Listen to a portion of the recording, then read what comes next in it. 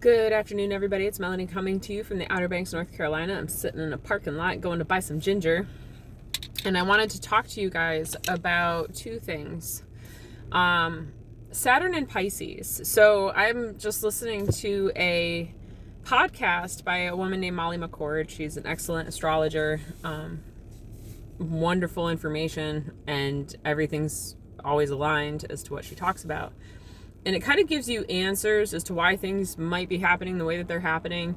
And it's something that I enjoy listening to. Anyways, I don't need to justify it. She's great. So my husband and I have been talking about this whole diabetes situation, and we've been going through this diagnosis over the last 5 to 6 weeks with our daughter. And looking back and reflecting back on this last year and how our lives were. And I said, I think early spring things took a turn and things started to change. Go figure, on March 23rd, 2023, Saturn went into Pisces. Saturn then traveled retrograde through Pisces and then went direct the day Lily came down with food poisoning. A day later, she was diagnosed with type 1 diabetes, which was completely life-altering and life-changing. And Molly McCord starts talking about the themes of this movement and this transit of this planet through these stars. I'm a believer in God. I'm a believer in Jesus. I'm a believer in all of the things Christian. And I also believe that people used to follow the stars. I also believe that these alignments and the chance of an eclipse happening and the moon passing across the sun's path at predictable times, that's all divine timing, divine purpose, all of those things. I believe that everything happens for a reason. And so when she was talking about the themes, I stopped in this parking lot and wrote it down. And she said, how we move through the harsh realities of life. This is Saturn and Pisces. How are we moving through the harsh realities of life? How are we able to find acceptance through what reality has to offer at this current time? How do we roll with the punches?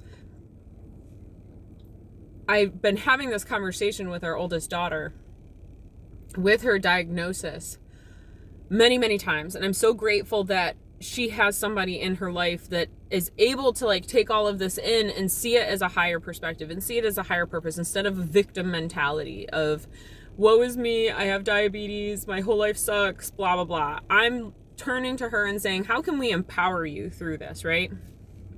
And so Saturn in Pisces is asking us these questions of how are we moving through grief? How are we moving through huge, abrupt, crazy, life-altering changes? What is our relationship to those changes? And the conversations I have with her is that you have two choices. You can hate this. You can be angry at this. You can be frustrated at this. You're totally allowed. In the end, it's going to result in really negative outcomes for not only your blood sugar, but your body and the way you feel and your mood.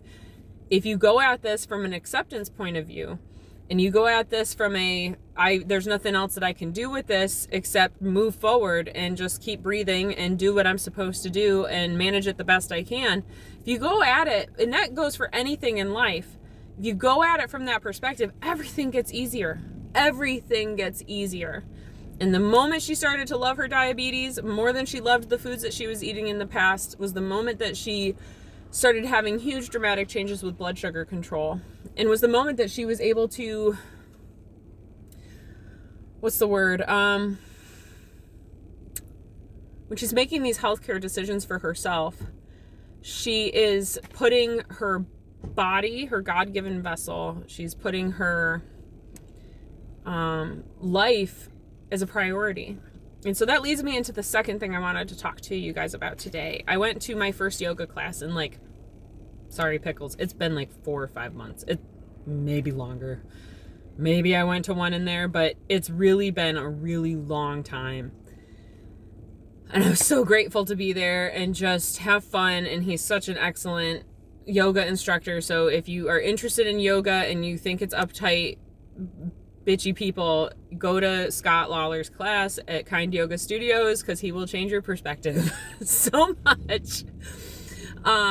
He can make anybody laugh, and you just love him because he's funny and great and doesn't judge and is an awesome human being. And so we did the whole class, and we're in Shavasana, which is corpse pose, where you just lay down and try to be as still as possible. You still your mind, you still your heart, you still your breathing, you still your body, you don't move, you just lay there. And we're all listening to this book that he's reading, and I cannot remember the exact words and how they were put, but I do remember this. You only get one home on this whole planet. You only get one home. One. You own only one home. You know what that home is? This. This is your home that you own, that nobody can take from you unless they off you, and that's it. They're not even taking this home. This stays here. This stays with this planet.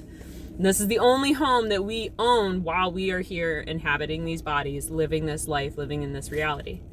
And my question is, when this is the only home that we are certain to have been given, why do we treat it like such crap? People clean their houses better than they keep their bodies clean.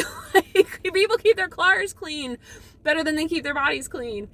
So I wonder, if it's the only home we've been given, why do we treat it like such crap? Why do we fill it full of chemicals and toxins and garbage and drugs and alcohol and coffee and all the things? Like, why sugar? Why do we fill our precious home-owned vessel full of those things? We use food now instead of like making us happy. It's in our family now become an energetic fuel source, and we're very conscious now of where we're getting our energy. I've lost weight thanks to Lily's diabetes, because we're not eating pasta anymore like we used to. Like, that's a fun thing now, and she eats a different pasta, and I feel like shit after I eat pasta. Yay! We've been doing this low-carb, plant-based diet with a moderate amount of nut fat, and definitely decreased our fat intake. We were pumping fats into her after she'd lost 24 pounds, and she was 78 pounds and had no butt cheeks and no muscle or anything on her body. The bones were sticking out everywhere. We pumped her full of like nuts and fats, and we got all of her weight back on in 3 weeks. Yay! So if you think that you don't get enough protein, if you think you're not on a healthy enough diet being plant-based, I got another thing coming for you, because she is rocking it. We've changed how we eat, and we've changed how we communicate with our food. And I talked to her yesterday too about the mindfulness behind how she eats now. And that some people never learn that she truly has to be mindful, that she is taking her insulin injections 20 to 30 minutes before she eats. She figures out what she wants to eat, so she makes a plan. She does math calculations to figure out how much insulin she's going to need to cover what she's eating. She then takes her insulin injection, and then as she's waiting for it, she either goes and plays if I am cooking dinner, or she goes and cleans her room, or she sweeps the floor, or she does some activity, or she makes her own food. So during the daytime, my kids are in charge of their own meals, breakfast, lunch, snacks, they do it all. And she then has that time to prepare the food that she's going to eat. And then she sits down and she has to eat it slowly. Why? Because if you shovel it all in all at once, your body's not able to get the insulin on board, and where it needs to be fast enough to be able to cover that huge spike that you're going to have, it'll look like this. And instead, by doing all of this mindfulness, she's having these little elevations, and then it comes down, and it's this just real gradual, smooth July wave, not even surfable. You give her rice, it keeps her high for days, and it is maddening trying to get her blood sugars back down. She doesn't feel good either. So lots of learning, but I wanted to do this video about those two topics in the beginning of these cosmic things are happening, and I truly believe that it's all divinely orchestrated, and that it's all lined up for us to learn the lessons if we choose to, as always. And that this is our home. This is the only home. You can buy a farm, you can buy a beach house, you can buy whatever. You will never officially own that, because there could be a day and time where the government's overthrown and all the things go crazy and somebody just comes and takes it from you. But this, as long as you're living, as long as you're breathing, this is your home. This is your God-given home for you to be in. So let's make it as clean as possible. Let's do conscious eating. Let's do mindful eating. Do you have to be plant-based? No, but think about where your food's coming from. All of the things. Be conscious about what we're doing to our bodies and our spirits and our minds and our souls. And with all that said, I'm going to peace out. I'm going to go get some ginger at Fresh Market and go get some sunshine. So with all that said, peace, love, namaste, hasta luego, my friends. Adios.